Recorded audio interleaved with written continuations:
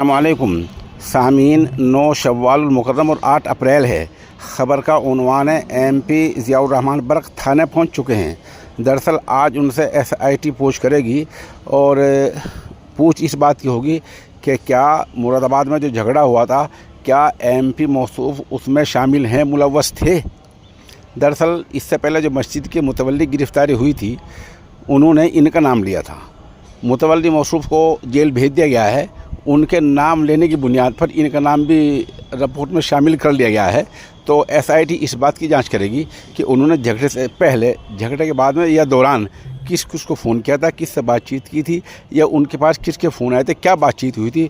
ये तमाम तफसीलात उनसे जो हैं आज दरियाफ़्त की जाएंगी।